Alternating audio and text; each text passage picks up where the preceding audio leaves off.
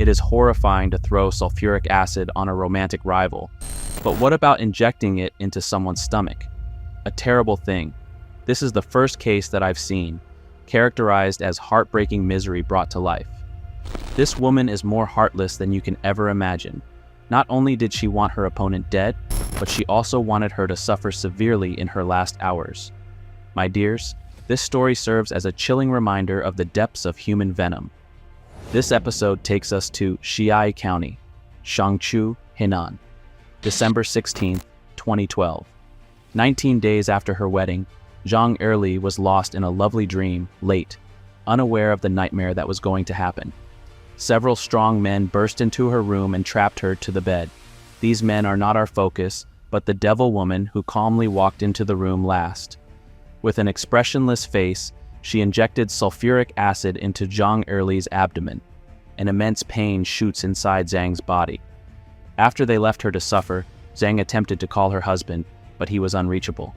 While in severe pain, she did not give up but sought help from her in-laws. They headed over to her after the call to shudder in amazement at the sight that greeted them in the room left. What kind of monstrous woman would commit such a heinous act? Upon arriving at the scene, the police immediately began their investigation. Zhang Erli was taken to an elite hospital, and after stabilizing, she disclosed her attacker's name, Guo Bing, her husband's ex-wife. The story turns out that Guo Bing had divorced her husband a year and a half earlier, but Zhang did not meet her personally. She only saw her pictures at her husband's home. Then why did Guo Bing foster such deep enmity toward Zhang Erli? The whole story will come to light once Guo Bing is captured.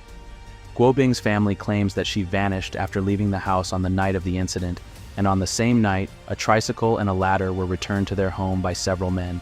The police quickly identified and captured Guo Bing's crime partners from surveillance footage, who claimed to be just local ruffians and had never seen Guo Bing before. They also stated that she offered 300 yuan to assist her that night. Through the confessions and identifications, the police capture the underground Guo Bing in the county town. During interrogation, Guo Bing immediately confessed to injecting Zhang Erli with sulfuric acid and stated that Zhang Erli ruined her marriage. She explained how she and her ex-husband continued to see each other and kept their covert relationship even after their official divorce. She got divorced as her in-laws wanted grandchildren. After their divorce, her in-laws set up a blind date for him with Zhang Erli, whom he accepted without hesitation. Her ex-husband explained Guo Bing that he was bound by her family's arrangements. Despite being married to someone else, his heart and eyes were filled only with Guo Bing and made her believe his deceitful words. Observers would see that the husband was nothing but a scoundrel. Guo Bing became envious after the marriage and observed her spouse communicating less, accusing Zhang Erli's attractive ways of causing their relationship to fall apart. So, she decided to act quite strongly. Guo Bing's charges against Zhang Erli were denied by their shared husband when the authorities approached him for further information. Out of jealousy, Guo Bing committed an unimaginable act of violence by injecting Zhang Erli with sulfuric acid, severely injuring and hurting her internal organs. Instead of being ashamed, she insisted that Zhang Erli should have been arrested for destroying her marriage, even after she was taken into custody. On the other hand, her ex-husband asserts that they broke up after their divorce and that Guo Bing was a hothead and lazy person. He had met Zhang Erli in a normal circumstance and had fallen in love. During an interview, Guo Bing's ex-husband tearfully stated, "Even if she couldn't work, even if she could only sit in a wheelchair, as long as she was alive, I was willing to care for her all my life." This tragic act nearly convinced the police that Guo Bing's ex-husband was a man loyal to his emotions. Even the neighbors and their parents considered that their couple was like a nest of rats and snakes. Furthermore, the relatives claimed that she was never a good daughter and wife, never worked to earn money, and never did any housework at home. However, every day, she treated herself as a princess and her in-laws as slaves. After the divorce, she chose to live in a rental home in the county town with her former spouse and ignored all her family's advice and societal norms. It is not an easy matter to resolve. The husband continued to live with her and never ended their relationship with Guo. Even on the day of his second wedding, he managed his time for her. Guo gets jealous of Zhang because her husband married her for the sake of children. But what if something happens that makes Zhang infertile? For the sake of revenge, she chose this cruel method to ensure Jong Early could never conceive.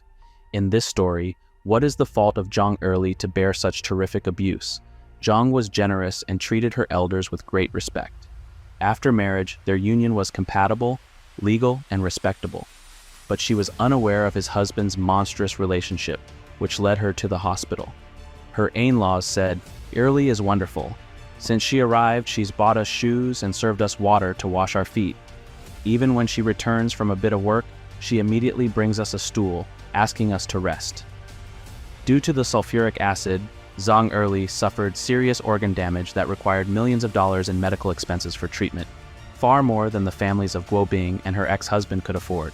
Her family was certainly distant from Guo Bing during her imprisonment. Guo Bing and the men who assisted her faced legal penalties. However, her faithless ex-husband faced no legal repercussions.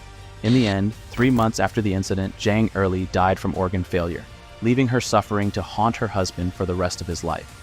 Unfortunately, a good-hearted and innocent person departed this life with many regrets. Before her death, Jang Early lamented, "I have never wronged anyone in my life. Why must I endure such a fate?"